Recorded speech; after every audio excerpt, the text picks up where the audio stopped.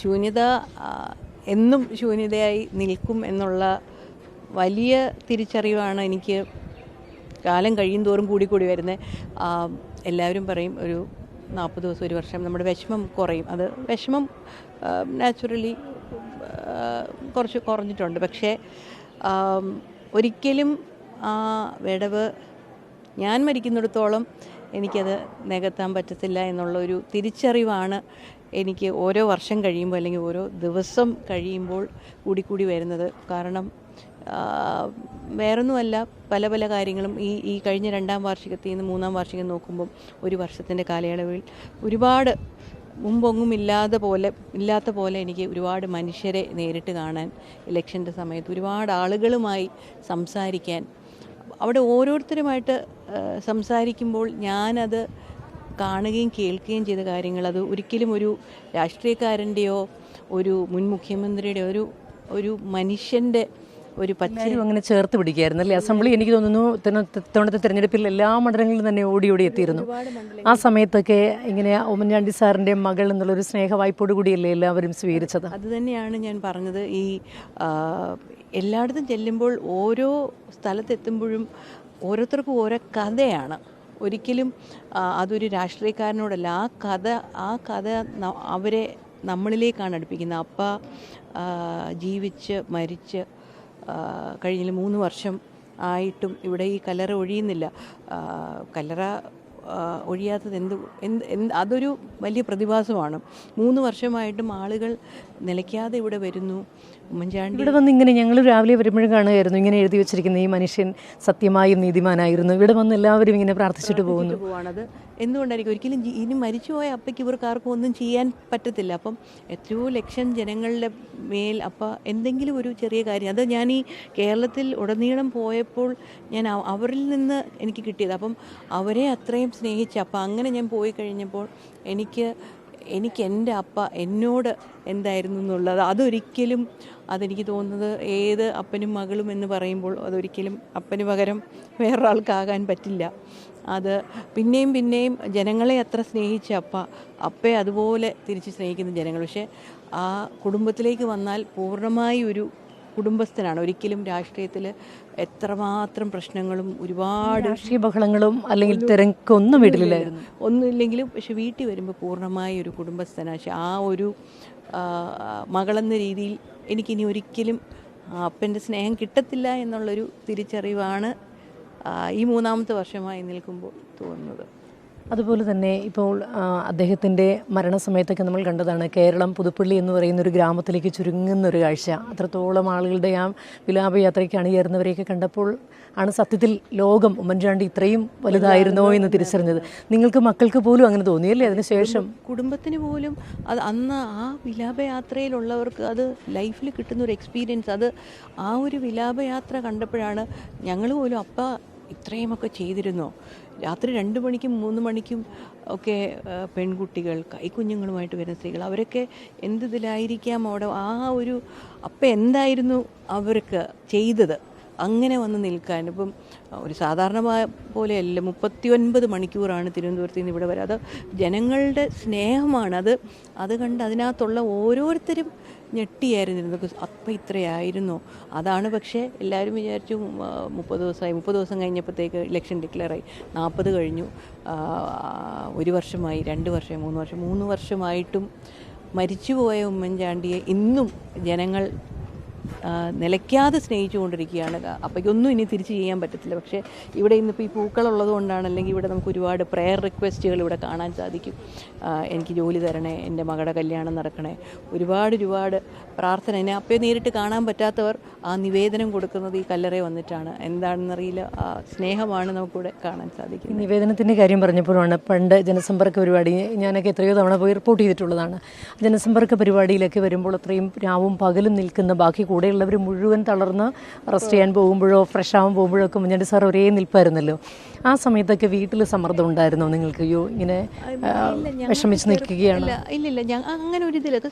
ഞങ്ങളുടെ ജീവിതം ഞങ്ങൾ ചെറുപ്പം തൊട്ട് ഞങ്ങൾ കാണുമ്പോൾ തൊട്ട് അപ്പം ഇങ്ങനെയാണ്. അപ്പം അത് ഞങ്ങൾക്കൊരു പുതിയ രീതിയല്ല. അപ്പം എന്നും തിരക്കായിരുന്നു. പിന്നെ സത്യം പറഞ്ഞാൽ കോവിഡ് കാലഘട്ടത്തിലാണ് അപ്പം ആദ്യമായി കിട്ടുന്നത് വീട്ടിൽ. പിന്നെ കുറച്ച് ഹെൽത്ത് ഇഷ്യൂസൊക്കെ വന്നു. പിന്നെ അല്ലെങ്കിൽ കോവിഡിന് ശേഷമാണ് അപ്പോൾ വീട്ടിൽ. അതിന് മുമ്പ് പക്ഷേ ഞങ്ങളുടെ ജീവിത ഭാഗമായിട്ട് ഒരിക്കലും ഞങ്ങൾക്ക് ആളുകൾ വരുന്നതോ മിണ്ടുന്നതോ ഒന്നും ലൈഫിൽ ഒരിക്കലും ഒരു ബുദ്ധിമുട്ടായിരുന്നില്ല. ആളുകൾ വേണം എപ്പോഴും വേണം. അപ്പം നമുക്ക് പറഞ്ഞു തന്നിട്ടുള്ളത്, നമ്മൾ ജനപ്രതിനിധി എന്ന് പറയുമ്പോൾ നമ്മൾ അവരെ ജെന്യുവിനായിട്ട് ശുശ്രൂഷ, അവരുടെ കാര്യങ്ങൾ ചെയ്തു കൊടുക്കുന്നതാണ് നമ്മുടെ റെസ്പോൺസിബിലിറ്റി എന്ന് നമുക്ക് പറഞ്ഞു തന്നിട്ടുള്ളതാണ് അപ്പം എപ്പോഴും അങ്ങനെ തന്നെയായിരുന്നു. അപ്പം ഞങ്ങൾക്കതിലൊരു ബുദ്ധിമുട്ട് ഒരിക്കലും തോന്നിയിട്ടില്ല.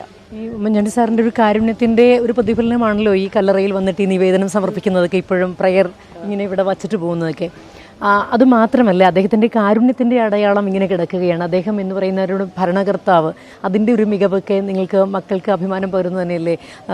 ജനസമ്പർക്ക പരിപാടിയിൽ ഏതാണ്ട് 47ഓളം ഇതിന് തീർപ്പാക്കിയ കേസുകൾക്ക്, അതുപോലെ തന്നെ എല്ലാ പദ്ധതികളുമൊക്കെ, അതൊക്കെ വലിയ നിങ്ങളോട് ഡിസ്കസ് ചെയ്യുമായിരുന്നു? അതോ നിങ്ങളിതൊക്കെ പത്രത്തിലാണോ അറിഞ്ഞിരുന്നത്? ഇല്ല, അപ്പോൾ ഒരിക്കലും ഗേറ്റിനകത്തേക്ക് രാഷ്ട്രീയമോ വേറെ ഒഫീഷ്യലായിട്ടുള്ള ഒരു കാര്യവും ഗേറ്റിനകത്ത് കൊണ്ടുവരത്തില്ല.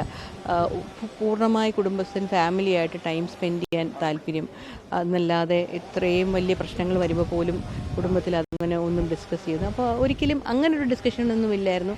സത്യം പറഞ്ഞാൽ ഞാനൊക്കെ ശരിക്കും എല്ലാം മനസ്സിലാക്കുന്നത് മരണശേഷമായിരിക്കാം. ഒരുപാട് കഥകൾ, ഒരുപാട് ജനങ്ങളുമായിട്ട് നമുക്ക് ഡയറക്റ്റ് ഇത് വന്നപ്പോഴാണ് ഒരുപാട് അപ്പേ തന്നെ തിരിച്ചറിയാൻ സാധിച്ചത്. സാറിനായാലും ജീവിതത്തിൽ മറ്റൊരു മനുഷ്യനും നേരിടാത്ത അത്ര പരീക്ഷണങ്ങളിലൂടെയും കടന്നു പോകുന്നു. ആ നാടിൻ്റെ വേദന, ആ നാളുകളുടെ വേദനയൊക്കെ പലവട്ടം പങ്കുവച്ചിട്ടുള്ളതുമാണ്.